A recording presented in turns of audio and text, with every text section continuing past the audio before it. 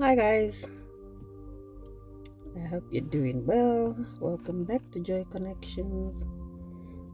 And today I just want to say, guys, if you've ever heard somebody saying words are powerful or words have power, that statement is so true. And a lot of us may not even realize it. When you say words to somebody, when you speak to somebody, you don't only speak to them superficially in the face. You don't only speak to their minds. You also speak to their subconscious mind. As I said before, it seems like I'm on this ball or roll of throwbacks. I'm remembering all sorts of things. A lot of them I honestly wish I wasn't remembering them, because some of them are quite traumatizing and life-changing. I didn't actually realize how some words that were spoken when I was a little kid and they sunk into my subconscious mind has impacted my every action. You know, we say, oh, pray for everything you want, pray to God for everything you want and whatever. My prayers, even though we sometimes say pray against evil, pray against negativity, pray against bad things happening.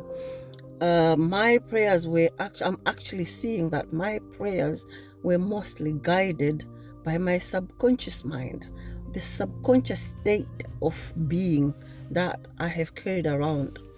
I'm going to tell you the words that were said to me when I was young.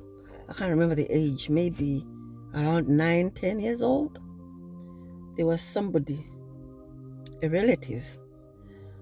I still can't figure out why this relative didn't really like me, because I never did anything to her. And unless somebody else in the family did something to her, and she probably thought tormenting me would be what would get to the person. I don't know. But anyway, I'll get back to the story that I'm talking about. This person said, this one, she acts like she's so clever. Kuvhengedzera kwake haapedzi kana chikoro, haapedzi kana grade 7. And that in English was like, this one, she's so forward. She's so, the Irish would say bold. She's so bold. But this boldness of hers is going to mean that she will not live long.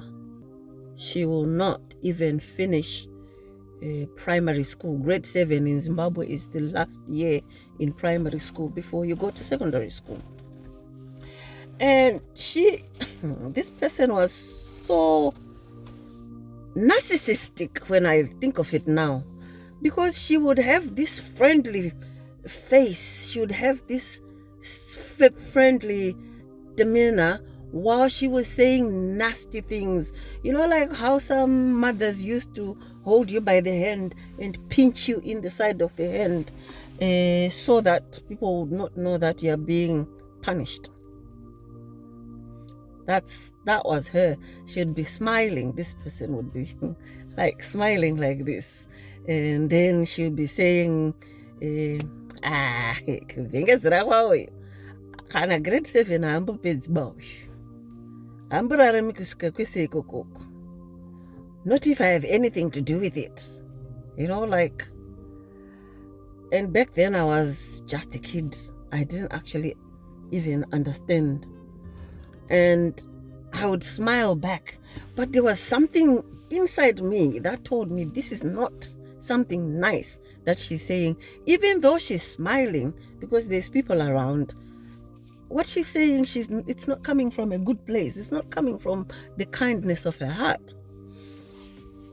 But because she was smiling and everyone else would, since she was a relative, everyone else would think, oh, this talk is positive talk. And they would also smile, thinking she's maybe just joking, or I don't know. And you know what? I then finished grade 7 and I passed with flying colors right through from that time when she said it. I worked so hard in school because I was so hell-bent on proving her wrong. So I passed with flying colors, but that wasn't for my own benefit. That was just to score a point, to prove a point. And, that's not good. Anyway, when I did finish grade 7 and I started secondary school, towards the end of my first year in secondary school, we had a family thing that was going on at my place, and this person was there, and she looked at me as well. That time now, I was in the kitchen. I'd been given some chores to do in the kitchen. So I was in the kitchen by myself, and she came in. This time there was no smile on her face whatsoever. And she was like, you will not finish secondary school. You will not think you can prance around all you want, but you will not finish secondary school. And this time she had a nasty look on her face. And to me, that confirmed that day that this subconscious feeling that I had was right. The words that she said back then with a smile on her face were as negative and bad as they were on that day when she was now declaring that I would not finish secondary school. And she went further to say, Uchaita Rombe, that I was going to be a nobody.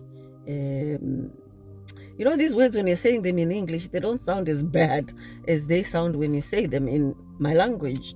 Uchaita Rombe, you'll be nothing, you'll be a nobody. You walk around as if you're believing that you're going to be somebody. You're going to be nobody. And then she also declared that I would not hold a baby in my hands. I would never hold a baby in my hands of my own. And my heart is dropping, and I'm just thinking, I can't answer her back because she's an adult. She's my culture. If you're old enough to be my mother, you're just as good as my mother. I should treat you like my mother. I should look at you as my mother. I should respect you like my mother. So I'm standing there thinking, okay, you've said what you want to say. I feel like crying right now. I'm scared right now, but I can't answer you back. I can't say anything. So I'm looking down, and I thought she was just going to walk away. She's done. And then she went further to say, you would be lucky if you lived to the age of 50. Guys, declarations being made by somebody who is supposed to be nurturing you, who is supposed to be supporting you, who is supposed to be looking after you, who comes into your home acting like she's helping your parents and your family to look after you. And, I didn't say anything to anyone because I didn't want to start a war. I didn't want to cause havoc. I was that kind of person who, though I was very outspoken and clever and all that, the last thing I ever wanted was to start an argument, a disagreement, or war, because I was always trying to protect my mother. She was raising us on her own, and I always had all these very horrible things being said about single mothers, and I had vowed to myself that I would never do anything to intentionally put her in a position that would give somebody something to say about her negatively and ending up talking about her being a single mother. So I kept quiet. And I literally lived all my life in fear of that. I was always praying, God, prove this person wrong. Grant me passing my GCSEs or whatever level of education I'm going to go. God, prove her wrong by giving me a baby. Prove her wrong by letting me live to the age of 50. Guys. And I literally lived my life feeling like the best